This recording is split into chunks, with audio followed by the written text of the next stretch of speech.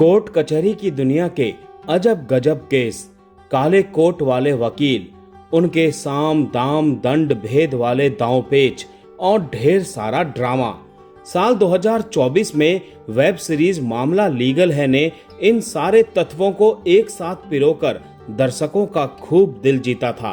इसीलिए Patparganj session court और उसके अतरंगी किरदारों की ये कहानी अपने दूसरे सीजन में बढ़ चली है। क्योंकि इस बार कहानी के मुख्य किरदार विश्वेश्वर दयाल उर्फ वीडी त्यागी यानी अपने रवि किशन वकील का काला कोट उतारकर कोर्ट के प्रमुख जिला जज की कुर्सी पर विराजमान हो चुके हैं, तो सीरीज भी जज साहब की जिम्मेदारियों, चुनौतियों और दुविधाओं पर ज्यादा फोकस करती है। इस कारण वकीलों की जद्दोजहद और कोर्ट रूम में गर्मागर्म जिरह वाला पहलू इस बार थोड़ा कमजोर रह गया है।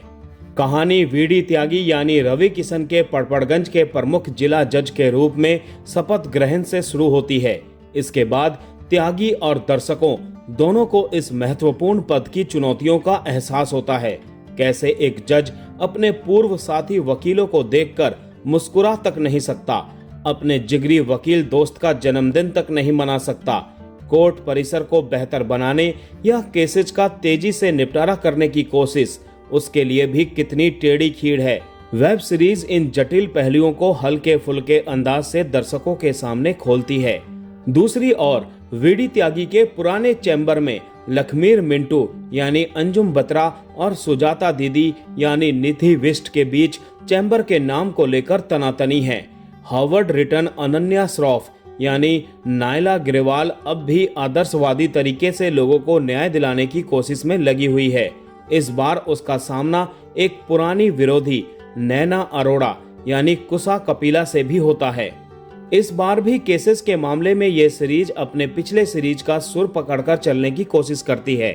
पुरुषों के साथ छेड़छाड़ पर कोई कानून न होने, एक आदमी की प्रॉपर्टी पर सामाजिक दिखावे वाली पत्नी का हक होना चाहिए या होमोसेक्सुअल प्रेमी और शादी के बाद बेटा माँ की सुने या पत्नी की, जैसे कुछ रोचक मामलों पर सवाल भी उठाती है। लेकिन ये केसेस उतने मजेदार या असरदार नहीं बन पाए हैं। राहुल पांडे निर्देशित ये सीरीज जजेस चैम्बर यानी रवि किशन वाले ट्रैक में प्रभावित करती है, जबकि वकीलों के चैम्बर वाले मोर्चे पर इस बार कमजोर पड़ जाती है। मसलन मिंटू जी और सुजाता दीदी के रिश्ते वाला ट्रैक खिंचा हुआ और दोहराव भरा लगता है। अनन्या और नैना के एक दूसरे को मात देने के पीछे की कहानी भी अधूरी छोड़ दी गई है। इस मामले में इस बार भावनात्मक गहराई की थोड़ी कमी खलती है। सीरीज का सबसे मजबूत पक्ष इस बार भी रवि किशन और उनकी एक्टिंग ही है। अपने अंदाज के अलहदा जज के रूप में भी वो महफिल लूट लेते हैं। उनके अलावा दिव्येंदु भट्टाचार्य ने भी अपने रहस्यमयी किरदार को बखूबी निभाया है। निश्चित तौर पर वो सीरीज का बेहतरीन ट्विस्ट है। बाकी किरदारों को इस बार ज्यादा उभरने का मौका नहीं मिला है। फिर भी निधि बिष्ट, नायला अग्रवाल, अनंत जोशी, अंजुम बत्रा, कुसा कपिला आदि भी अपनी अपनी भूमिकाओं के साथ न्याय करते हैं, जबकि वनस्पति जी की भूमिका में दिनेश लाल निरहुआ असर छोड़ने में कामयाब रहे हैं।